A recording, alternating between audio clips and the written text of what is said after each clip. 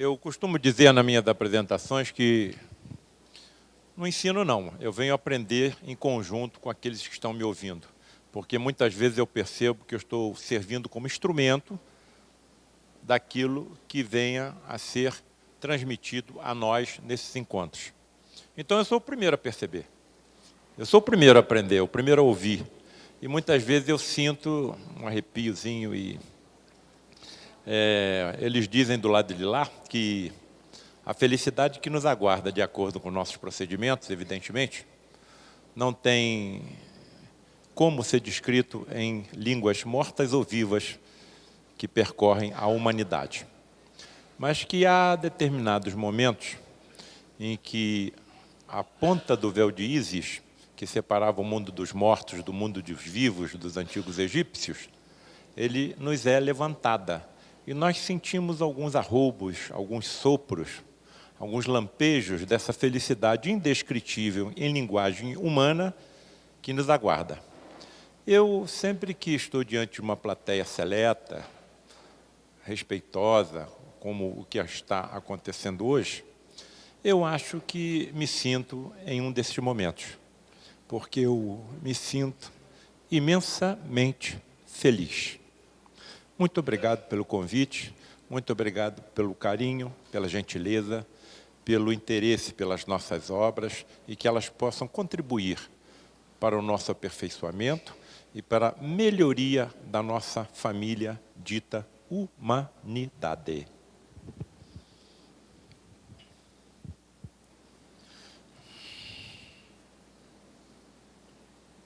Nada.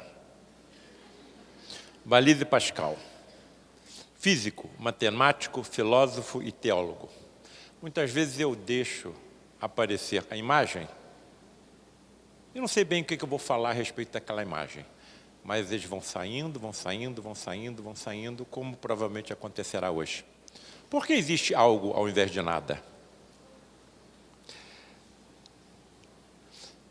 Quando a gente observa essa história do tal fenômeno vida, uma coisa muito curiosa que é transmitida pelos nossos cientistas é a quantidade de ocorrências casuais que levam ao aparecimento da vida. É muito difícil a ciência se aproximar de alguma razão inteligente que é pregado exaustivamente por todas as religiões. Existe algo por trás de tudo, existe algo principalmente por trás da vida. E esse algo tem que ter alguma inteligência. Por exemplo, não existe vida sem vida.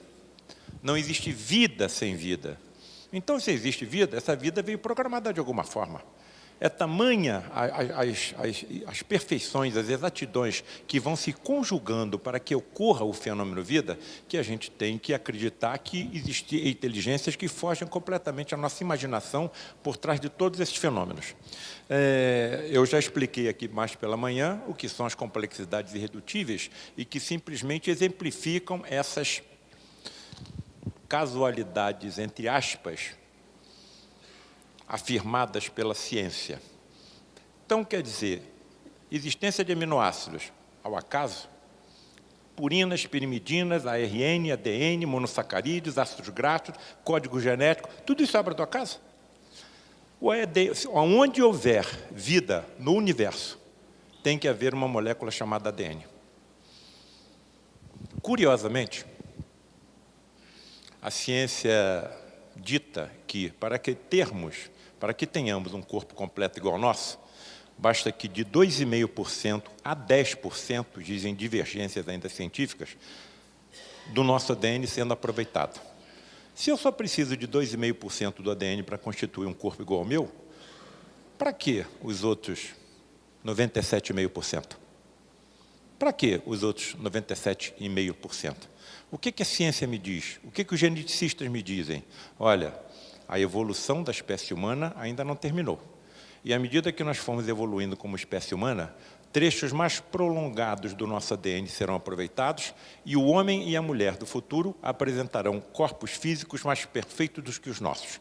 Por exemplo, em relação à imunidade, nós seremos mais resistentes a uma série de doenças que hoje nos acometem, como as doenças alérgicas, infecto-contagiosas, as doenças parasitárias, o próprio câncer. Quando eu falo nós, o que nitidamente eu estou transmitindo àqueles que me ouvem?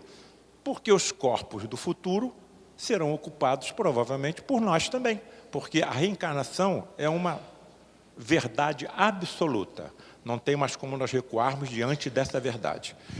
Então, se nós vamos habitar corpos mais perfeitos do que nós temos hoje, os corpos dos passados, até dos pré-humanos, podem ter sido também habitados pelos nossos espíritos em evolução. A nossa evolução não cessou, a nossa evolução não cessará. Nós continuaremos nos aperfeiçoando cada vez mais. E cada vez que nós nos tornarmos mais inteligentes, mais preparados, nós mais felizes nos sentiremos, porque poderemos colaborar melhor com Deus no equilíbrio dos seus universos. Houve, em 2016, a liberação pela CIA de uma série de documentos que achavam-se trancafiados, secretos, a respeito do projeto Apollo americano. Parte desses documentos que foram liberados pela CIA em 2016 falavam sobre extraterrestres ou alienígenas. E, curiosamente, o que a CIA afirma nesses documentos é o seguinte, que esses seres que aqui vêm não habitam um planeta do nosso universo. Olhem o que a CIA diz. Habitam um planeta que se interpenetra fluidicamente pela Terra e se materializam no nosso meio e depois retornam para o seu meio ambiente, inclusive com as suas naves. Tem alguma coisa a ver isso com o espiritismo? Será que, mais uma vez, a ciência está se aproximando das verdades que já foram reveladas por Allan Kardec em meados do século XIX? Aqui está uma dessas experiências, a experiência Stanley Miller, 1952. Ele, utilizando equipamentos não muito sofisticados para a época atual, mas um pouco sofisticados para a sua época antiga, conseguiu fazer com que a atmosfera antiga da Terra proporcionasse um aparecimento natural de aminoácidos.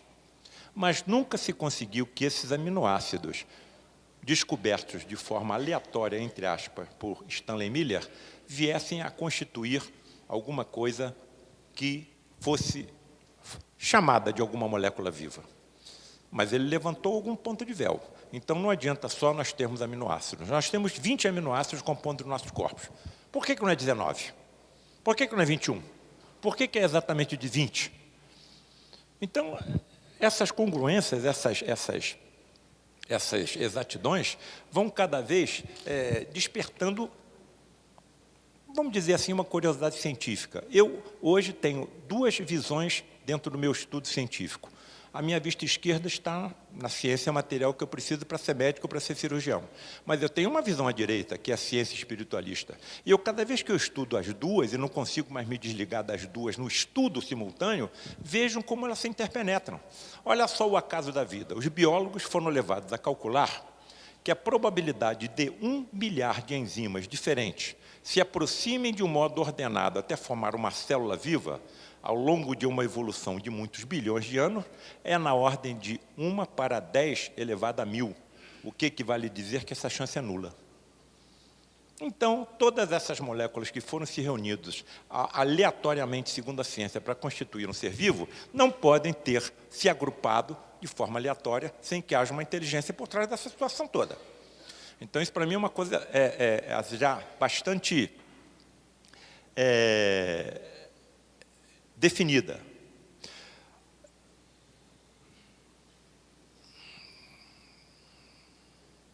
Outro acaso da vida.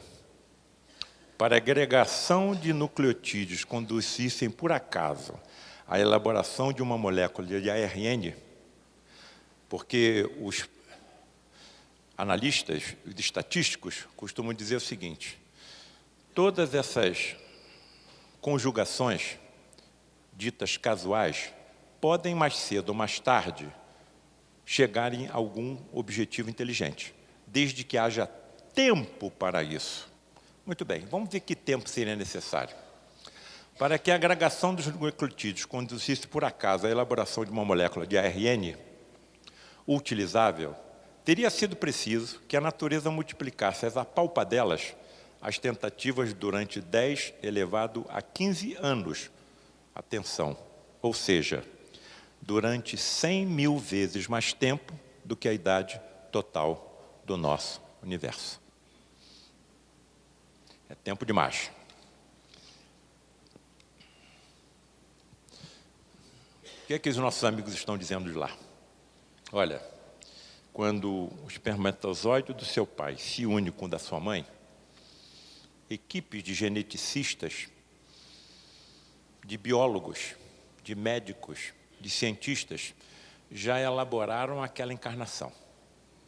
Estudaram exaustivamente a genética do pai e da mãe e traçaram um planejamento de grande exatidão para aquele espírito reencarnante. E aí, uma dúvida que, quando eu converso isso com estudante de medicina, eu não levo o assunto ao estudante de medicina. Eles é que, sabendo dos meus livros, começam a me perguntar: professor, então quer dizer que na hora que o meu pai e minha mãe estavam tendo uma relação sexual, havia um grupo de espíritos dentro do quarto olhando tudo? Não.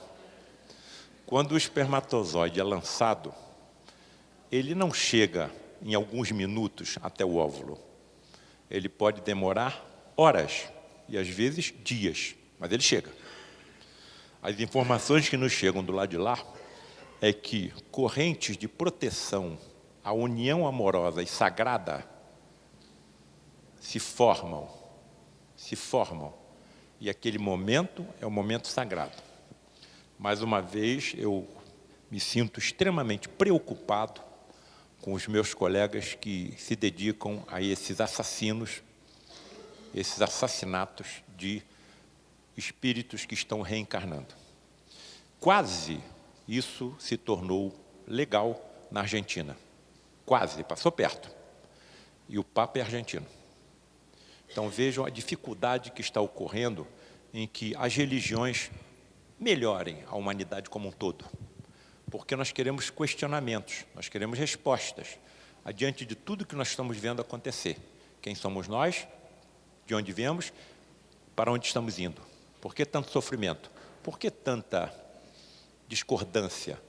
Há um escritor, que faleceu em 2017, Ian Stevenson, que escreveu um livro chamado, parece, 30 casos sugestivos de reencarnação.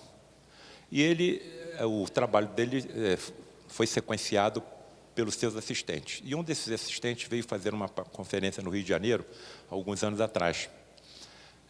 E eu, então, me aproximei dele depois da conferência e indaguei: colega, então a ciência está acreditando na reencarnação? Sim. Vocês acreditam que a reencarnação, então, é um processo até cientificamente comprovado? Sim. Então, o que é palestino pode nascer judeu, e o que é judeu pode nascer palestino? Sim. E o que falta, então, para que a ciência salve a humanidade?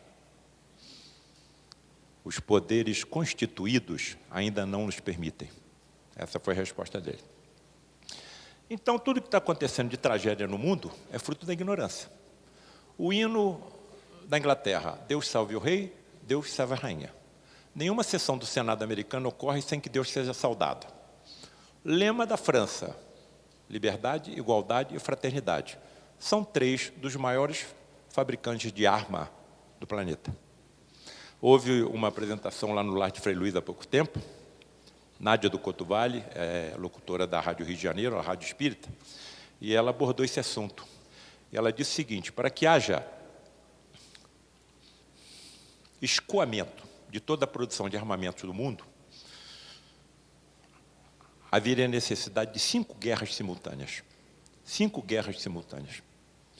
Então, esse é o planeta que nós vivemos. Outra pergunta que me fazem constantemente: esse planejamento inteligente, esse governo espiritual, esse Deus, ele que autoriza os tsunamis, os terremotos, as enchentes e tudo mais?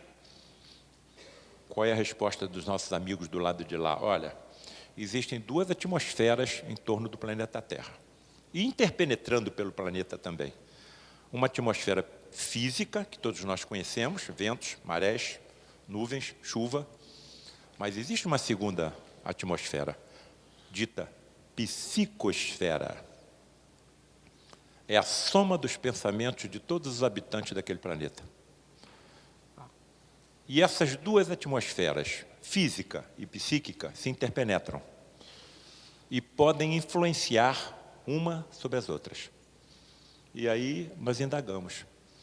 Qual será a atmosfera psíquica de um planeta onde mais de 100 milhões de abortos criminosos são praticados por ano? Qual deverá ser a atmosfera psíquica de um planeta onde 2 dos maiores comércios são o de armas e de drogas? Qual deverá ser a atmosfera psíquica de um planeta onde 30% de tudo que é arrecadado nos impostos é utilizado pela corrupção? Qual deve ser a atmosfera psíquica de um planeta que em todo local, sempre haverá um lugar para onde você se volte, em que esteja exercendo alguma guerra? Só a última ceifou 60 milhões de vidas, sem falar na orfandade e nas mutações, ou nas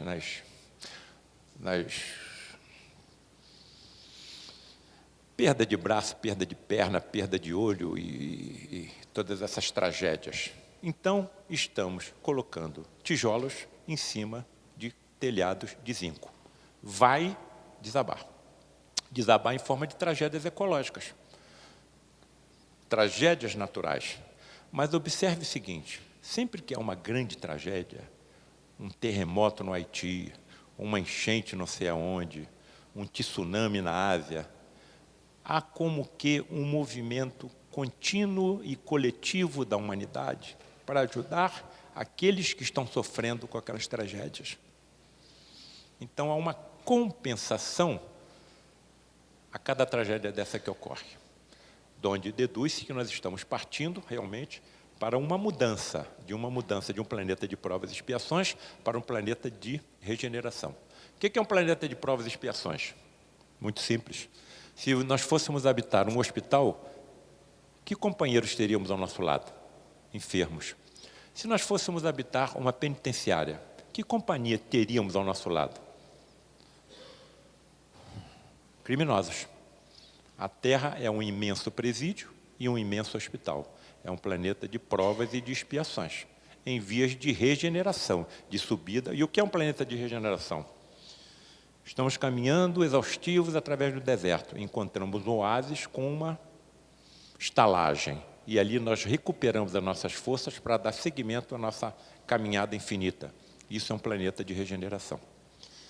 Bem, então nós temos que aguardar.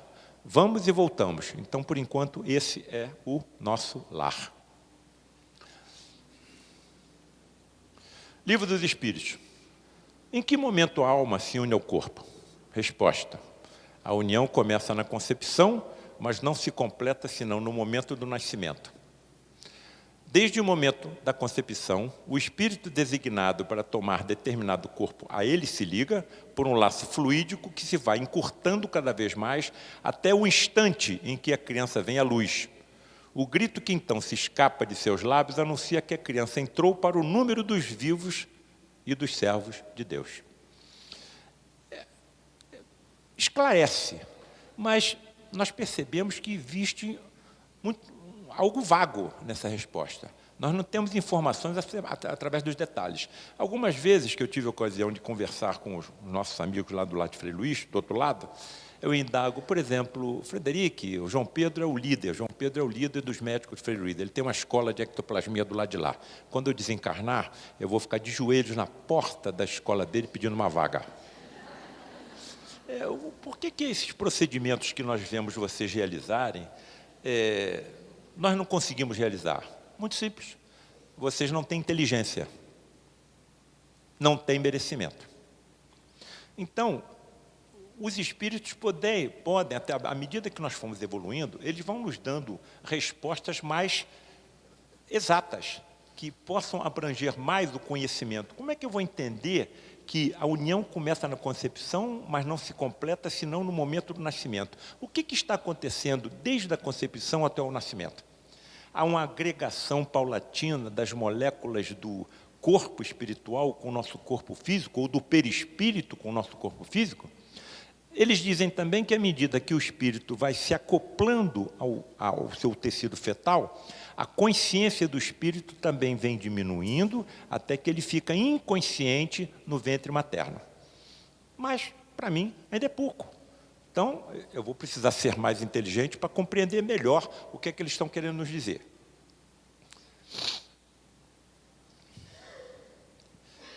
Cerca de 300 milhões de espermatozoides são lançados na vagina no momento do orgasmo. 300 milhões. O que eles também nos dizem? Olha, não é só um dos 300 milhões. Nós organizamos um grupo desses com as mesmas características para que alcance o óvulo que nós já programamos. Agora, 300 milhões podia ser um pouquinho menos, não?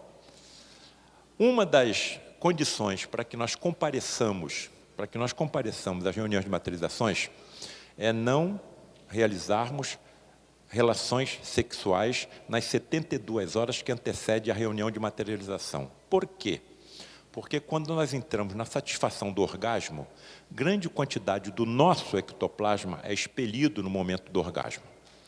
Se eu faço uma relação sexual na véspera de uma reunião de materialização e compareço a essa reunião de materialização, eu não sou um doador, eu posso ser um receptor do ectoplasma. 70% do ectoplasma vem do médium de efeito físico. Os outros 30% da assistência que acompanha o médium e da natureza em redor do santuário. O santuário de Frei Luís de Materializações, ele fica incrustado no meio de uma floresta no bairro de Jacarepaguá, no Rio de Janeiro. O meu pai desencarnou em março de 2017 e era médium vidente desde os 6 anos de idade. Era o principal médium vidente do lar de Frei Luís. Começou a ter visões aos 6 anos de idade. O que a família fez? Ele nasceu em 24. Então, em 1930, a família levou ele aos médicos, aos pediatras, porque a criança estava vendo coisa que só ele via, mas ninguém via. O que os nossos colegas pediatras de 1930 recomendaram que fosse feito? Essa criança precisa ser submetida a sessões de choques elétricos. Tomou choque elétrico direito, à torta direito. Não adiantou de nada, porque a mediunidade dele é uma coisa natural, E quando nós subíamos a montanha, eu e meu pai, para as reuniões de materializações, ele ia me informando tudo que ele estava vendo, porque ele via tanto de olhos fechados como de olhos abertos. Olha, espíritos ligados à natureza estão já extraindo ectoplasma das plantas, das flores, dos pássaros, dos esquilos, e técnicos físicos e químicos já estão aproveitando esse ectoplasma e levando para dentro da cabine onde o médium se encontra. E ele ia me relatando tudo. Ele era mecânico de tear, trabalhava com máquinas de confecção de tecidos, na Companhia de Tecidos Nova América, no Rio de Janeiro. Então, ele ia utilizando o linguajar dele. E as informações eram muito preciosas. O seu próprio pai, além disso, o cara era médium de efeito físico também. Algumas reuniões de materializações, ou reuniões públicas do lar de Frei Luís, nós saímos, eu e ele, e eu falava, papai, eu vou ter que ir ao hospital ver um paciente, não vai dar tempo de levar você em casa. Vamos comigo até o hospital, me aguarda ali no estacionamento, eu vou lá em cima, vejo o paciente e volto. O carro ficava impregnado com cheiro de éter e cânfora, a ponto de eu ter que parar o carro, abrir a porta para poder respirar. Papai, o que está acontecendo? Os médicos que estão te acompanhando estão te dando uma prova de que você não está sozinho. Se meu pai estivesse aqui, ele está por aqui. Ele normalmente ficaria sentado aqui, anotando tudo o que ele via durante a nossa reunião. Com certeza, ele relataria o seguinte, Paulo, e falaria no microfone para todos, a ambiência psíquica desse ambiente está tão elevada, tão pura, que os médicos espirituais estão percorrendo as fileiras e cuidando de enfermidades que nós nem desconfiamos que temos. Tamanha é a fluidez, é a elevação que nós estamos conseguindo nesse ambiente com o nosso propósito. O que eles estão nos dizendo? Que mais cedo ou mais tarde, toda essa ambiência fluídica que nós estamos exalando nos nossos pensamentos, poderá percorrer toda a Terra, porque a humanidade, aos poucos, ela vai se conscientizando das verdades todas que nós já sabemos. E às vezes eu me indago, o que acontecerá com esses pioneiros que levaram essas verdades aos países islâmicos, onde a mulher é considerada um ser inferior? Nós sabemos o que acontecerá com eles. Serão trucidados, crucificados, decapitados, queimados, esquartejados. Mas isso já aconteceu no passado. Com quem? Com os primeiros cristãos. Foram lançados até as feras. E o cristianismo está aí. O cristianismo está aí. E isso acontecerá mais cedo ou mais tarde.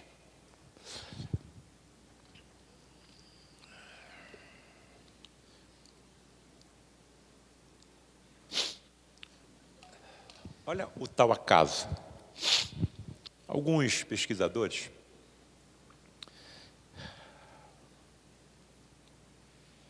pegaram o espermatozoide e estudaram o mecanismo que fazia com que as suas caudas se movimentassem. E perceberam que esse mecanismo, casual, segundo a ciência, corresponde a um tremendo motor. A um tremendo motor. A velocidade de batimento da cauda do espermatozoide para empurrá-lo para frente faz com que ele bata 23 vezes por segundo. 23 vezes por segundo.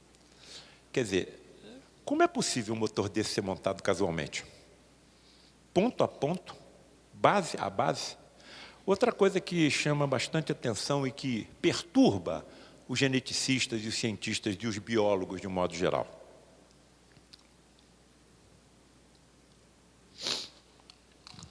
Espermatozoide, óvulo. Constitui-se um ovo. 2, 4, 8, 16.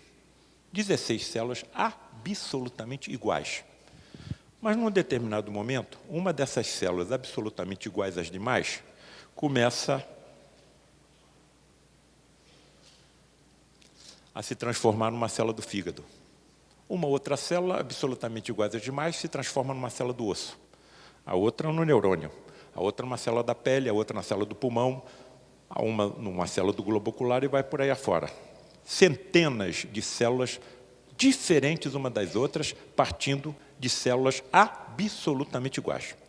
O que a ciência chama atenção? Olha, isso deve estar relacionado com uma coisa chamada epigenética. O ambiente onde a célula se encontra em torno dela é que estimula a célula a se diferenciar em uma direção ou em outra. Mas isso acontece com todos nós?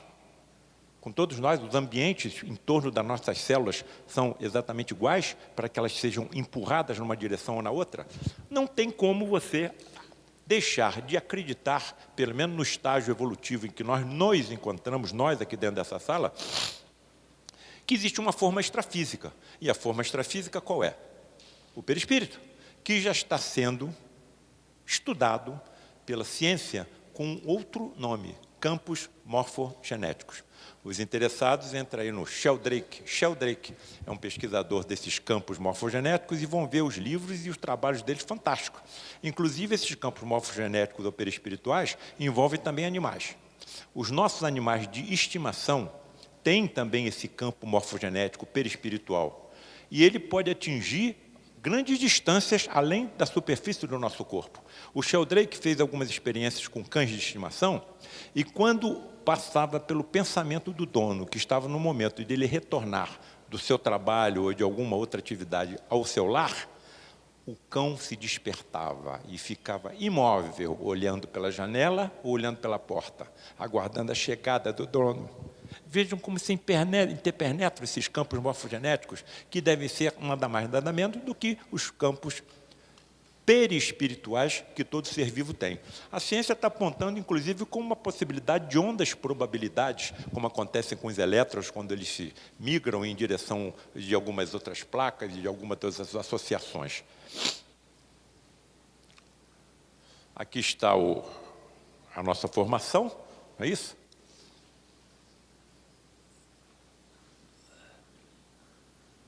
E, evidentemente, tem uma forma por trás disso tudo. Eu disse aqui pela manhã que essa forma que Jesus devia utilizar na recomposição dos corpos dos enfermos que dele se aproximavam e eram por ele curados. Evidentemente vai ter que ter energia nessa história. Tanto que a hemorroísa tocou tão simplesmente nas vestes dele e ele se levantou perante a multidão, ou se voltou, porque ele estava caminhando. Quem me tocou? Senhor, como vamos saber quem te tocou? Estamos rodeados por uma multidão, alguém me tocou, porque eu senti uma virtude se desprender de mim. Uma virtude ou uma energia? Uma virtude ou uma energia? Quem é esse homem que até o vento e o mar lhe obedecem? Quem é esse homem que até o vento e o mar lhe obedecem? E olha as palavras dele. Aqueles que acreditarem em mim farão as mesmas obras que eu faço e outras maiores ainda. O que um médico não fará quando ele dominar todas as energias que Jesus dominava? Essa médium que eu citei também de manhã, que está citada no meu livro A Medicina Mediúnica do Futuro, além de ela ver os corpos dos nossos pacientes por transparência, ela penetrava no corpo dos pacientes vendo os órgãos por dentro. E alguns mecanismos eram disparados pelos seus mentores que a acompanhavam e, de repente, a visão dela começava a se tornar microscópica. Ela via a célula, ela penetra na célula. Por isso ela pediu para não colocar o nome dela, e nem ela cometesse com ninguém. Como é que vão taxar uma cirurgiã que fala essas coisas? Provavelmente ela não está regulando bem. Aqueles mais antigos que aqui estão, da minha faixa etária, devem se lembrar de um filme da década de 70, chamada Viagem Fantástica. Cientistas miniaturizam um submarino com médicos dentro do submarino e injetam na corrente sanguínea de um paciente. Esse submarino vai até o cérebro, onde tinha uma lesão, e elimina essa lesão com raios de laser. Ela diz que, em determinados momentos, ela navega pela corrente sanguínea do paciente, vendo as hemácias passar por cima, por baixo, pelo lado. O que um hematologista não falar no futuro com esses dons mediúnicos? Um patologista com visão microscópica e ultramicroscópica. Há pouco tempo eu parei uma paciente, os colegas médicos aqui vão entender a minha situação. Ela tinha um tumor maligno na mama. A mama era grande e o tumor pequeno. Eu tirei a fatia da mama onde estava o tumor. O patologista na sala, bota no microscópio, olha, a lesão foi completamente removida, porque os bordos da fatia estão longe da lesão. Termina a cirurgia, depois explico à família e à paciente que foi possível a conservação da mama e dou alta na doente. Passam-se 10 dias, a paciente está no teu consultório e você está tirando os pontos. O celular toca. Dr. Paulo César é o patologista que lhe acompanhou naquela cirurgia 10 dias atrás. Ocorreu um engano. Uma das bordas da fatia está comprometida pelo tumor. Eu tenho que informar a paciente e a família que ela tem que ser reoperada. E se eu tivesse a visão microscópica? Isso não teria acontecido. Isso é o que os nossos amigos estão dizendo, que serão os dotes mediúnicos do médico do futuro.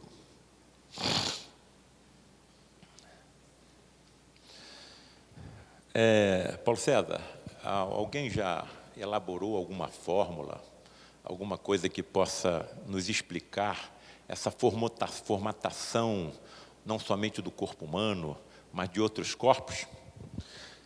Está sendo citado um matemático italiano da Idade Média, Leonardo Fibonacci.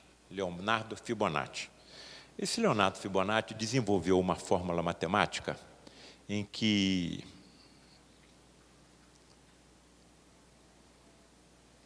rezem por mim aí, por favor. Em que a soma de dois números é o número seguinte: 1 e 1, 2. 1 e 2, 3. 2 e 3, 5. 3 e 5, 8. E vai por aí afora. E à medida que esses números eram somados, ia se constituindo uma estrutura com essa formatação. Cientistas começaram a estudar essa fórmula e comparar com algumas estruturas biológicas para ver se essa fórmula se encaixava.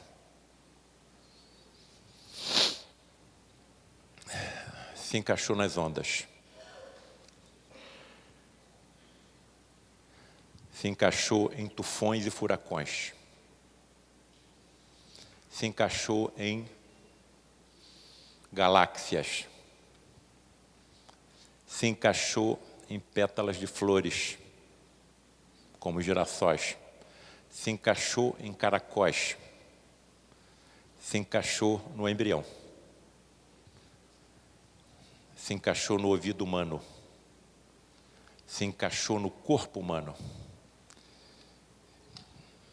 Tem ou não tem alguma inteligência programando tudo isso?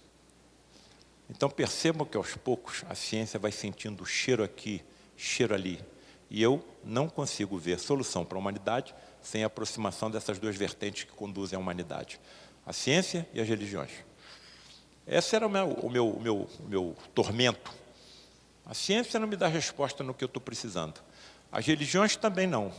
Quando é que eu comecei a ver lampejos lá no horizonte? Quando eu uni as duas.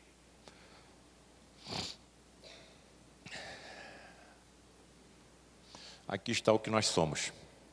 Fisicamente, eu tenho 100 trilhões de células, 8 octilhões de átomos, 10 elevado a 28. A quantidade de energia em meu corpo humano é inacreditável. Os próprios físicos, alguns físicos, camarada, eu não sei, físicos amigos meus, eu não sei como é que o nosso corpo humano não explode. Explodindo, ele vai destruir toda a nossa cidade. Bem, muitos dos nossos átomos, eles são substituídos permanentemente por outros átomos. De onde vêm esses outros átomos que estão agora substituindo os nossos? Das explosões das estrelas lá no espaço, longínquo. Quer dizer, é uma quantidade de informações precisas que você fica atordoado. Então, qual é a minha conduta no momento? Paciência, calma, você está evoluindo, você vai e volta, cada vez mais preparado, não existe acaso, a vida não é obra ao acaso, existe um planejamento, você está adquirindo méritos para alcançar uma felicidade indescritível. Então, cada vez que você se tornar mais preparado, mais inteligente, maiores missões serão colocadas à sua frente. E você, caso as conclua, se sentirá cada vez mais feliz. Calma, paciência. E é isso que eu transmito a todos aqueles que me avisam, que me ouvem. Chega na evolução, mais uma vez nós somos torturados pela tal casualidade. Todos os seres vivos descendem de um último ancestral. Todas as espécies evoluem e os indivíduos componentes de uma mesma espécie diferem entre si. Na luta pela existência, os mais bem adaptados ao meio deixam o maior número de descendentes, o que caracteriza uma seleção natural. Tudo deve estar acontecendo. O que eu acho é que nada acontece aleatoriamente. Então, no tempo do Darwin, não se conhecia genes nem cromossomos.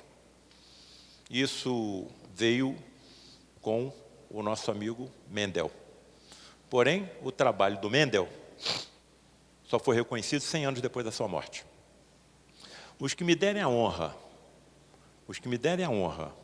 de ler A Medicina Mediúnica do Futuro, lerão um capítulo em que eu mostro as casualidades, entre aspas, que aconteceram com Fleming e com Mendel. Inacreditável. Esse Mendel. Bom, eu estou aqui na tranquilidade de um convento. Eu vou tentar estudar, eu que estou tomando conta do jardim, o que acontece com esses caracteres da ervilha. Então, ele não sabia que existia cromossoma, nem sabia que existia ervilha, não sabia que existia gene. Não sabia que era cromossoma, nem sabia gene. Então ele pega 7 caracteres da ervilha para estudar. Se esses caracteres que ele pegasse estivessem no mesmo cromossoma, todo o trabalho dele iria por água abaixo. Então ele escolhe o primeiro dos caracteres, entre milhares. O primeiro caractere está no cromossoma 1. Bom, consegui encontrar uma fórmula. Parece que tem alguma fórmula na transmissão dos caracteres de pai para filho nos vegetais. Vamos escolher um outro caractere. Entre milhares de caracteres, ele escolhe um, que estava no cromossoma 2. Os resultados foram iguais ao do primeiro caractere. Bom, deixa eu agora dar uma olhada no terceiro caractere. Ele pega entre milhares o terceiro caractere.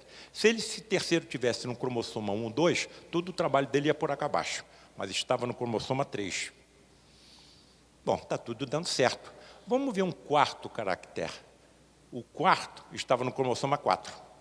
Se tivesse no 1, 2 e 3, todo o trabalho dele ia por água abaixo. Muito bem, agora vamos ao quinto. Está no cromossoma 5. Se tivesse no 1, 2, 3 ou 4, todo o trabalho dele estava perdido. E ele vai ao sexto, que está no cromossoma 6. Vai ter sorte assim na loteria.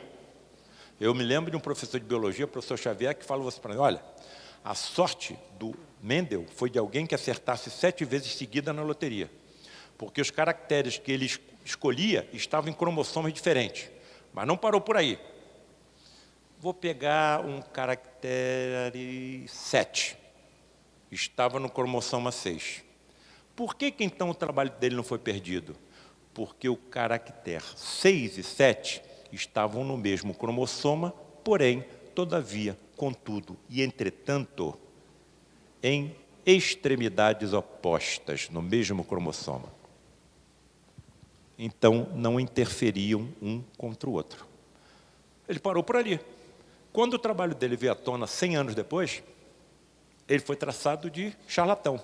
Não é possível alguém ter tanta sorte, mas ele teve. E não foi sorte. Isso é o que acontece em toda a história da humanidade. São espíritos evoluídos que vêm preparados para, num determinado momento, sofrerem uma influência mediúnica e que levam a uma grande descoberta. Foi a mesma coisa, por exemplo, como a tabela periódica dos elementos. Dmitri Mendeleev, no final do século XIX, se descobria um elemento por dia. E os químicos no mundo inteiro desesperados porque não conseguiam colocar aqueles elementos dentro de uma tabela. Um grupo de elementos se conjugava com outro, mas não se conjugava com o terceiro. Outro grupo de elementos não se conjugava com nenhum, são os gases nobres. O que o Dmitri Mendeleev decide fazer? Resolver o problema. Se tranca dentro do laboratório na sua residência, com aquela parafernália toda, durante 3 dias e 3 noites. E não chega a lugar nenhum. Cansado de tanto trabalhar, 3 dias e 3 noites, ele simplesmente desmaia e adormece. Quando ele está dormindo, a tabela periódica dos elementos aparece inteira em sonho à frente dele. Ele desperta e bota no papel. A tabela periódica dos elementos de Mendeleev prevê qualquer elemento que vier a ser descoberto no universo. Aí você vai para a neurociência. A neurociência diz que é impossível você aprender alguma coisa dormindo, porque os nossos neurônios entram numa atividade basal de recuperação da energia que nós gastamos quando estamos num momento de vigília. Enquanto estamos nesse momento, ninguém pode aprender nada. Se não pode aprender nada, o que foi que aprendeu? Dê uma olhada no meu livro Reflexões Espiritualistas e Científicas no Médium, de um médico, num capítulozinho chamado O Galinha Tonta. Vocês não vão acreditar no que vocês verão. Bem, então, essa evolução, segundo os nossos cientistas, ela é obra do acaso? E aí cai nas minhas mãos, eu estava passando pela sala da minha casa, aí vi um documentário. Passei, olhei para a televisão, fui embora. No dia seguinte eu passo pela sala, a televisão está ligada.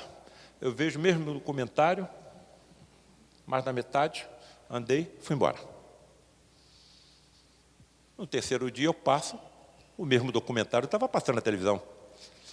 Aí eu parei, deixa eu ver se com mais calma. E aí eu tomei conhecimento do trabalho dessa cientista francesa, Anne d'Ambricourt-Malassé. Anne d'Ambricourt-Malassé, paleontóloga, diretora do Museu de História Natural de Paris, e ela decidiu fazer um trabalho estudando o osso maxilar, a evolução do nosso osso maxilar através das eras. É o único osso que se movimenta no crânio. Para ela fazer esse estudo, ela tinha que pegar o crânio dos fósseis e virar de cabeça para baixo. Quando ela virou de cabeça para baixo, ela percebeu alterações em outro osso, que ela não estava pensando em estudar. O osso esfenoide. O osso esfenoide é o mais complexo osso do nosso esqueleto e o primeiro que se forma na vida embrionária. Tem a forma de borboleta e sobre ele se assenta o nosso cérebro. O que essa pesquisadora percebeu?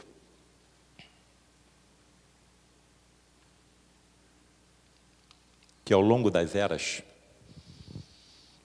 o osso esfenoide sofria inclinações. E cada vez que o osso esfenoide se inclinava, aumentava o tamanho do nosso crânio e do nosso cérebro. E nós nos tornávamos mais inteligentes. E também nos tornávamos mais eretos. Mais inteligentes e mais eretos. Isso jogou por terra a teoria das savanas, que nós andamos em duas pernas de tanto levantarmos o corpo na procura do predador que vinha na nossa direção ou da caça que nós necessitávamos para a nossa sobrevivência. Há 60 milhões de anos, o osso esfenoide era horizontal, como acontece com os lêmures da ilha de Madagascar. Primeira inclinação detectada pela doutora Anne d'Ambricourt, há 40 milhões de anos. E surgiram os símios. Segunda, há 20 milhões de anos, e surgiram os grandes macacos. Terceira, há 6 milhões de anos, e surgiu um gênero chamado Australopiteco, que deu origem ao gênero Homo. 2 milhões de anos, a quarta inclinação, e surgiu o gênero Homo. E há 160 mil anos, a quinta, e surgimos nós. Atenção, 40, 20, 6, 2, 160 mil. As inclinações estão se estreitando. E cirurgiões, maxilo, buco, faciais, estão percebendo alterações na arcada dentária de crianças japonesas e americanas que estão prenunciando uma sexta inclinação. Se a cada inclinação nós nos tornamos mais inteligentes, isso está talvez relacionado com a subida também do planeta, de um planeta de provas e expiações para um planeta de regeneração? Será que coincidiremos com essa elevação? Calma, Paulo César, calma. Isso está relacionado, então, com o aumento do número de neurônios do nosso cérebro. Cada vez que aumenta o nosso cérebro, nós temos mais neurônios e ficamos mais inteligentes. É isso que você está querendo me dizer? Porque se é isso que você está querendo me dizer, e a ciência está dizendo que só sabe o que acontece em 4% do universo, qual vai ser o tamanho do meu cérebro quando eu souber o que acontece em 20% do universo? Em 30, 40. Se eu vou ter a cabeça desse tamanho, como é que eu vou passar pela vagina da minha mãe quando eu for nascer? Que conjunto de músculos eu terei nos meus ombros para sustentar uma cabeça desse tamanho nos meus ombros? Qual será o conjunto de músculos do meu pescoço? E o nosso cérebro é uma usina elétrica. Naturalmente, se eu tiver um número muito grande de neurônios, a temperatura do meu corpo naturalmente se elevará e poderá trazer alterações em outras estruturas. Não é a quantidade de neurônios que aumentará a nossa inteligência. O que os nossos amigos estão dizendo que será a qualidade do neurônio é que será diferente. E as conexões sinápticas entre um e entre outros serão diferentes, aumentando a nossa inteligência. E aí nós seremos mais capazes de compreender. Existem quatro grandes vertentes de espíritos altamente evoluídos chegando até nós, hein? 4. Isso foi transmitido o médium Divaldo Pereira Franco pela Joana de Ângeles. Primeira vertente, espíritos altamente evoluídos no ramo da engenharia e trarão invenções que beneficiarão toda a humanidade e não somente um pugilo dos mais ricos. Segundo, espíritos altamente evoluídos no ramo da arte. Nós já sabemos que entramos no Google, então vemos crianças de 2, 3, 4 anos executando sinfonias no piano, com mãozinha pequenininha. Todo mundo sabe disso.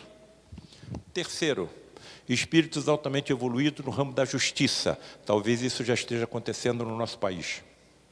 Quarto, o ramo mais importante que eu considero, espíritos altamente evoluídos na mediunidade.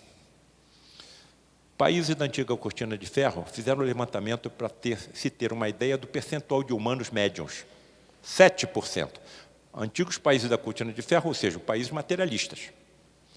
E quando nós não formos 7%, formos 20%, 30%, 40%, 50%, os cientistas terão médios dentro da sua casa, serão obrigados a estudar essa energia mediúnica.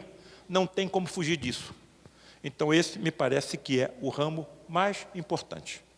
Então, estamos no caminho evolutivo. E essas inclinações, me parece que estão acompanhando o que o Espiritismo está traçando como futuro da humanidade. Terminou minha vida. Vou me separar do meu corpo.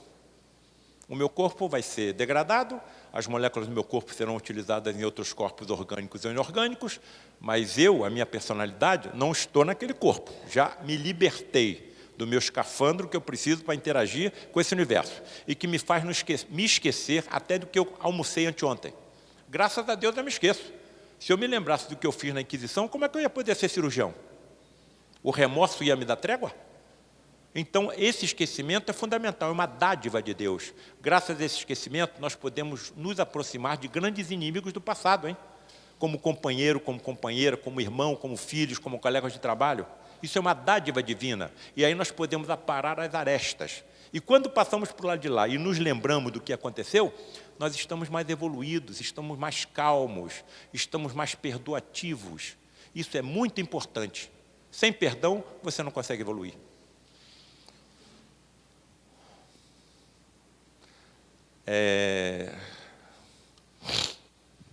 Duas informações preciosas.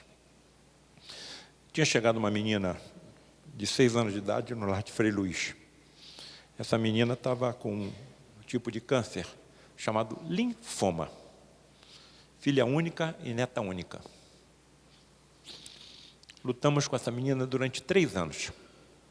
Tudo que a medicina da Terra podia oferecer, ofereceu. E durante 3 anos ela compareceu a todas as reuniões de materializações, sendo atendida pelos nossos médicos espirituais. No final desses 3 anos, a menina desencarnou.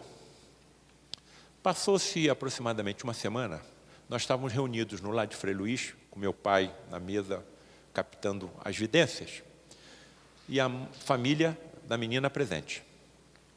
E ela mandou uma mensagem através do meu pai, relatando coisas que só a família conhecia. E ela termina a mensagem dizendo o seguinte: papai e mamãe, vovô e vovó, não chorem por mim, porque vocês não me perderam. Pelo contrário, vocês me ganharam para sempre. Não se ouvia um ruído dentro daquela sala. Todo mundo estático. E, evidentemente, a família em prantos. Vejam que experiência. Outra experiência que eu queria deixar para todos que aqui estão. Todos nós, em algum momento, passaremos por algum distúrbio de saúde. Ou passaremos nós, ou passará algum ente querido. Ouçam o que aconteceu comigo. Eu tinha operado uma paciente com câncer de mama, tinha 1 ano. E, de repente, essa paciente desenvolveu metástase para todo o esqueleto. Todos os ossos dessa paciente estavam com metástases. Não tinha mais nada que a ciência médica podia fazer, e eu levei ela a uma reunião de materializações. Ela ficou deitada no leito, comigo, sentado à sua cabeceira. O paciente está deitado aqui, eu estou na cabeceira da leite. E sai da cabine, materializado, o João Pedro. Se aproxima da paciente e começa a fazer jorrar sobre a paciente a luminescência do seu próprio corpo e de aparelhos de alta energia que eles traziam materializados com eles, estão descritos no livro A Face Oculta da Medicina. Colocaram um desses aparelhos na minha mão. Eu descrevo o que eu vi nos livros. E fez jorrar aquela luminescência sobre o corpo da paciente. Em determinado momento, João Pedro começou a conversar com uma outra entidade que não estava materializada, mas nós ouvíamos a voz. A entidade materializa somente a laringe. Se a laringe não estiver bem solidificada, nós não vemos a laringe ou materializada, mas ouvimos a voz da entidade pelo chamado fenômeno da voz direta. Em inglês fluente. E o médium mal fala português. Naquele momento inesquecível da minha vida, eu estava vendo 4 dos mais fantásticos fenômenos descritos pela ciência da mediunidade. Eu estava vendo a materialização de um espírito, eu estava vendo a bioluminescência, que é a produção de luz por um ser vivo, eu estava vendo o fenômeno da voz direta e estava vendo o fenômeno da xenoglossia, como a entidade fala idiomas desconhecidos pelo médium. O inglês era tão rápido que eu não estava conseguindo acompanhar nada. Mas uma palavra, as 2 entidades repetiam insistentemente. Wonderful, wonderful, wonderful, wonderful. Eu estou sentado aqui na cabeceira, estou comigo pensando, o que pode haver de tão maravilhoso com uma paciente com câncer de mama com metástase para todos os ossos? Não me dirigi à entidade, nunca me dirigi à entidade, nunca falei com a entidade. O problema era controlar a minha curiosidade científica quando a entidade se dirigia a mim. Mas a primeira oportunidade que eu tive, eu indaguei ao Frederic. Frederic, o que havia de tão maravilhoso com aquela paciente tão grave? Resposta para todos nós que aqui estamos. A forma como ela estava aceitando a prova da sua doença. Ela não estava blasfemando contra Deus. Ela não estava acusando os médicos. E tudo que a medicina de vocês tem a oferecer, ela estava aceitando resignadamente, e aquilo estava trazendo um grande benefício para o seu espírito, que sirva de lição para todos nós.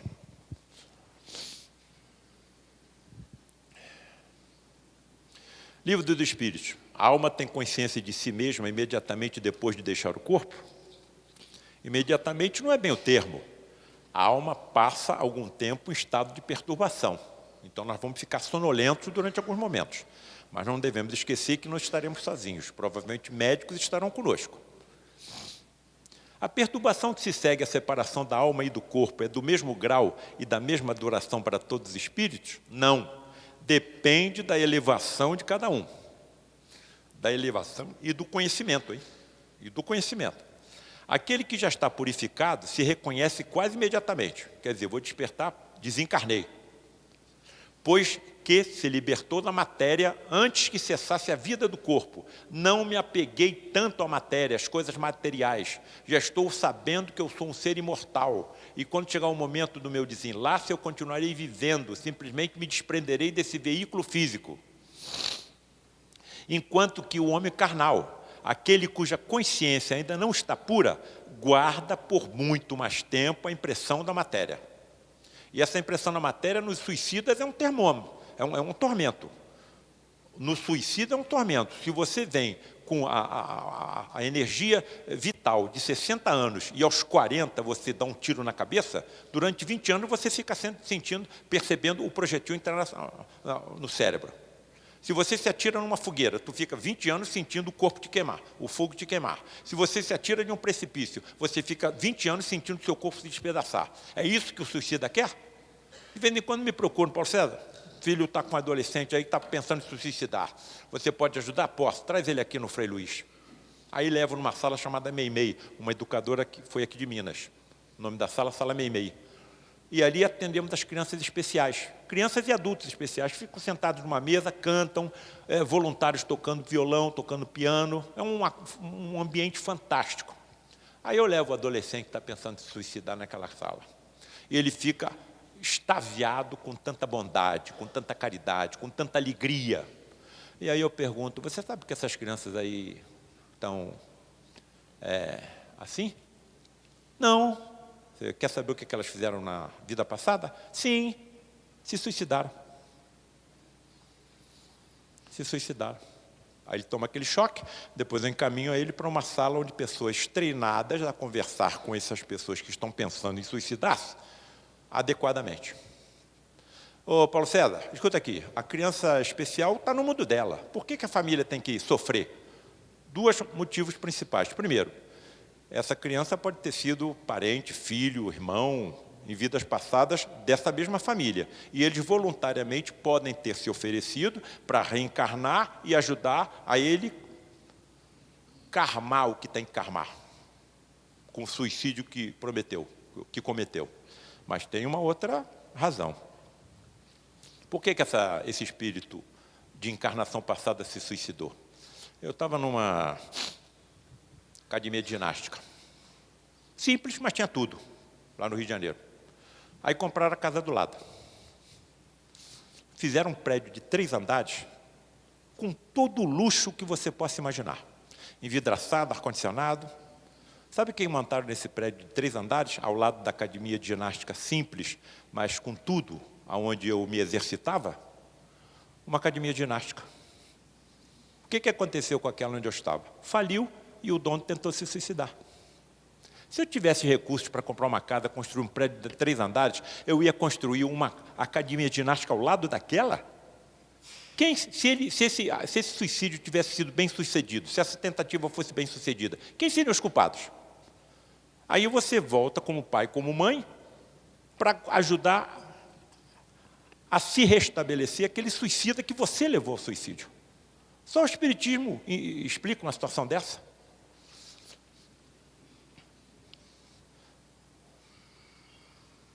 O conhecimento do Espiritismo exerce alguma influência sobre a duração mais ou menos longa da perturbação? Olha que pergunta importante, hein? Influência muito grande. Por isso que o Espírito já antecipadamente compreendia a sua situação. Mas a prática do bem e a consciência pura são o que maior influência exercem. Você não precisa ser espírita. Basta que você seja bom, que você tenha cuidado com aquilo que você faz. Volto a repetir o que eu falei de manhã. A conduta é mais importante do que a crença.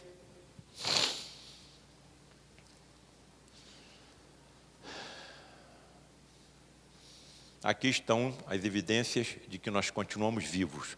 Não vou perder muito tempo, porque eu tenho um avião para pegar para ir para o Rio. Mas temos lá embaixo os fenômenos físicos. Experiências quase morte, terapias de vidas passadas, fenômenos psíquicos, e vai por aí afora, ou mediúnicos, se preferirem. E temos a continuidade. Dá para me ajudar aí? Fui demais. Continuidade, muito bem. Continuo a existir. Vou e volto.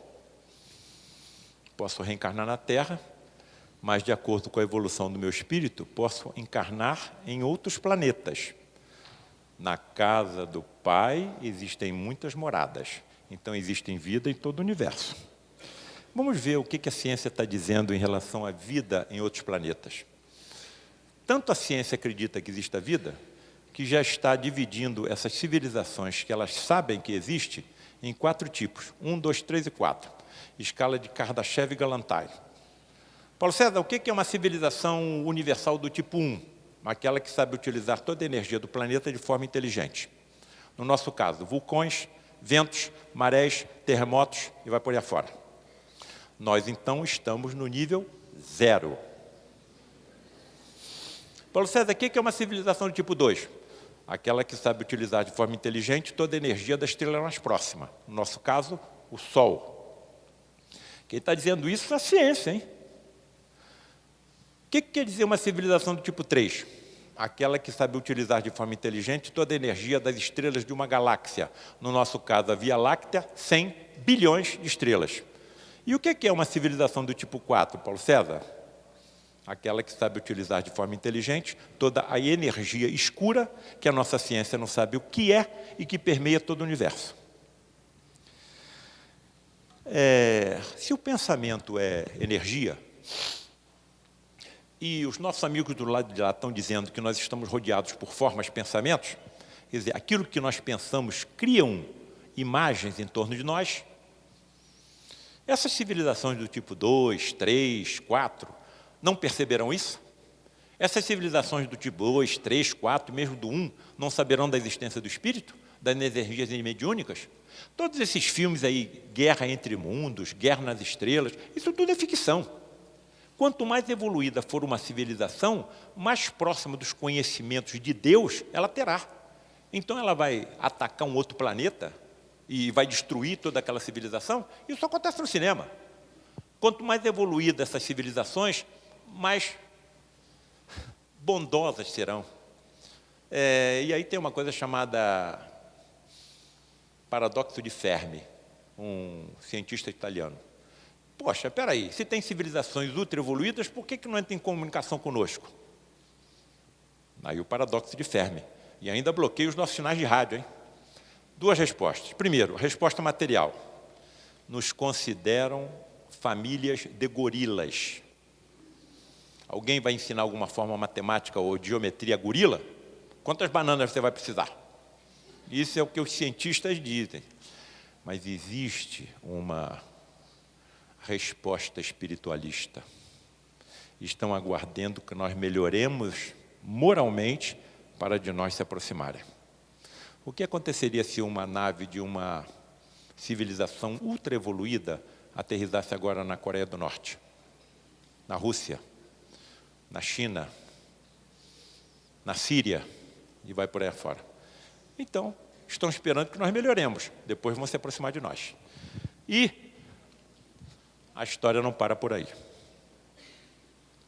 Civilizações do tipo 2 dominam toda a energia própria do seu planeta e toda a energia de sua estrela mais próxima. No caso da Terra, o Sol.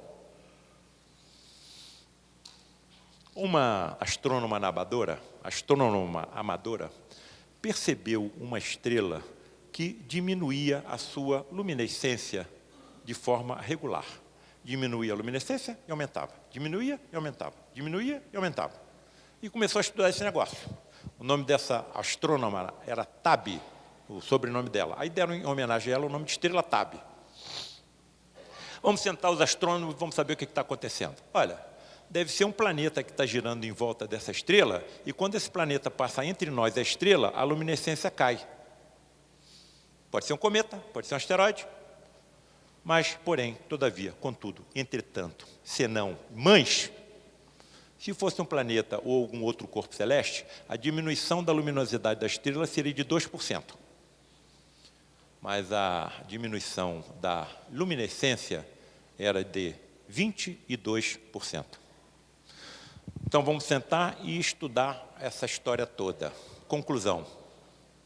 Deve haver alguma estrutura inteligentemente montada por algumas civilizações desta, girando em torno dessa estrela.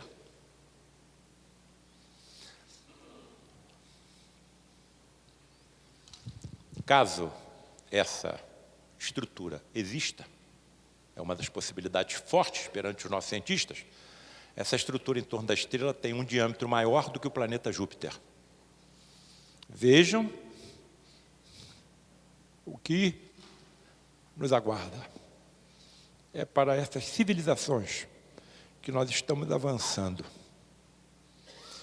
Essas civilizações não saberão da existência dos outros planos espirituais, não saberão dos processos kármicos. Se o pensamento é energia, quais serão as minhas formas, pensamentos em torno de mim, se eu estiver pensando em preencher a minha roupa com bombas e explodir um avião, em destruir um prédio, em se utilizar de um cargo público e desviar fortunas em meu benefício? Não poderei habitar tais civilizações. Vejam como está absolutamente de acordo com tudo que o Espiritismo está nos mostrando. Para onde que eu vou? Ultrapassando o fenômeno natural da morte do corpo físico ou desencarnação do espírito, onde é que eu vou ingressar?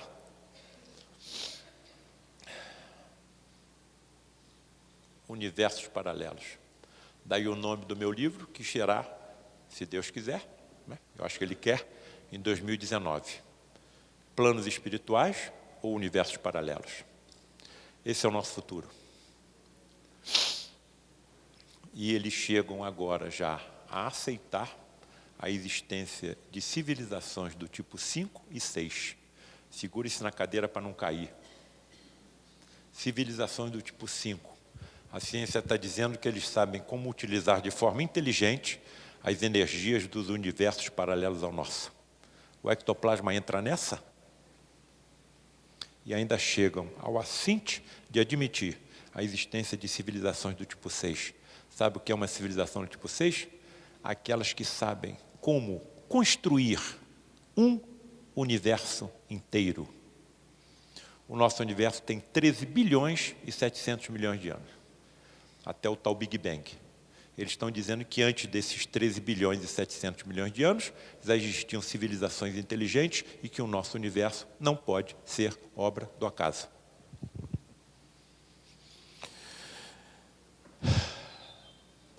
Há muitas moradas na casa do meu pai, moradas físicas e moradas espirituais.